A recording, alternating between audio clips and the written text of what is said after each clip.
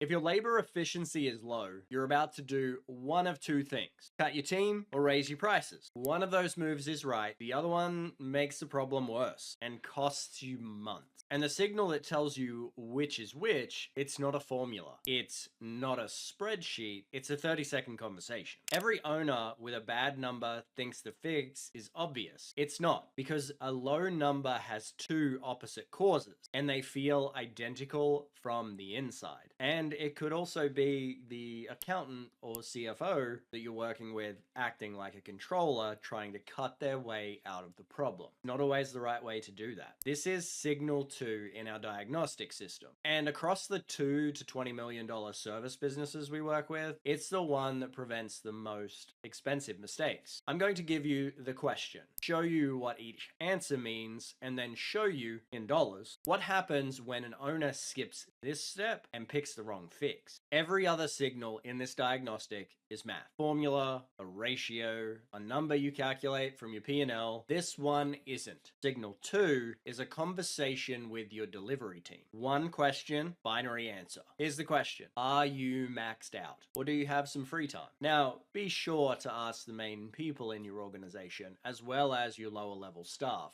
because the A players in the organization could be maxed out, because what traditionally happens in a business is those people get all of the work. Then the ones who are underperforming get the easy work, have free time, do all those types of things. So ask across multiple fronts. But that's it. Ask the people who actually do the client work though. Next team meeting, next one-on-one, ask the question and simply listen. You'll hear one of three things. We're slammed, that's maxed out. We could take on more, that's free time. Some people are slammed, some people have bandwidth. That might not feel like free time, but it is. You have capacity in the building. It might need rebalancing across the team, but the answer is still more work, not fewer people. The answer to this question determines your entire next move, because a low labor efficiency number with free time is a completely different animal than a low number at full capacity, and the fixes are completely opposite. Let's start with the answer that most owners don't expect, because it's the one where the instinct to fix labor does the most damage. Here's what this looks like. You ran the labor efficiency formula from the last video. You got 2.1. It's the crisis zone. Your gut says, my team costs too much. Then you ask the question, and your team says, we could take on more work. We've got bandwidth. That changes everything. If your team has free time, your labor efficiency isn't low because you're overstaffed or underpriced. It's low because you don't have enough clients to fill your capacity. Your people are sitting idle 20-30% of their day, and you're paying them for 100%.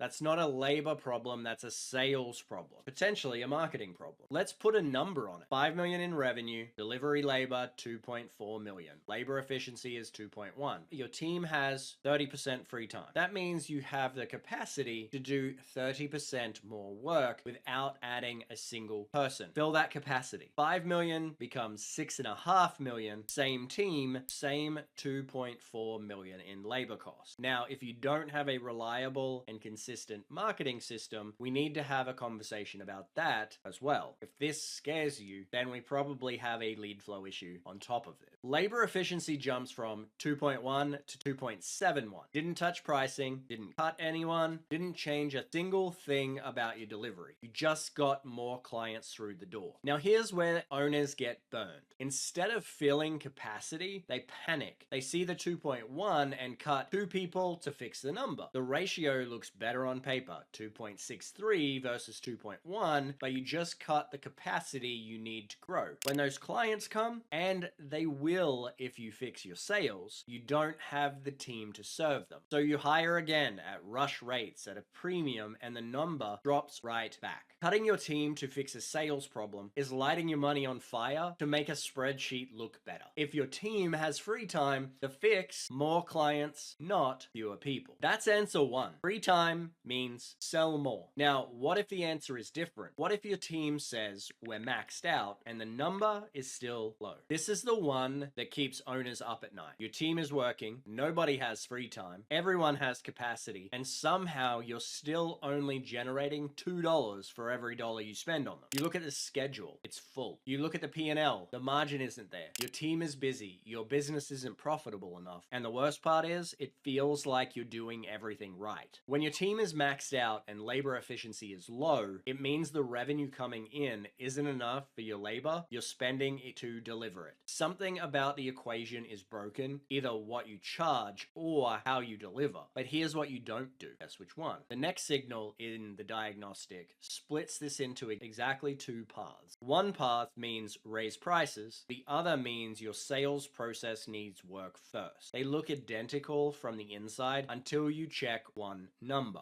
That number is your close rate. The percentage of sales calls that turn into clients and the specific band it lands in tells you which path you're on. I'll break down those bands in the next video. But here's what matters right now. If you're maxed out, you've narrowed the problem. Free time means more sales. Maxed out means pricing or efficiency. And you're one signal away from knowing exactly which fix to make. If this diagnostic is making sense, subscribe. Every video in this series breaks down one piece of the system. One question: are you maxed out or do you have free time? Free time means it's a sales problem. Get more clients. Don't necessarily cut your team. Maxed out means pricing or efficiency, and you need one more signal to know which. You don't have lead flow, which changes the equation. If you skip this step, if you cut people when you have a sales problem, or guess at pricing when you need to check one more number, the fix you pick makes this worse and costs you months of growth. Next video, the close rate bands, the specific ranges that tell you whether to raise prices, hold, or fix your sales process first. If you want us to run this full diagnostic in your business, the link's in the description. We take 15 spots a month and we do a full analysis of the business, as well as throw a free tax plan in to find the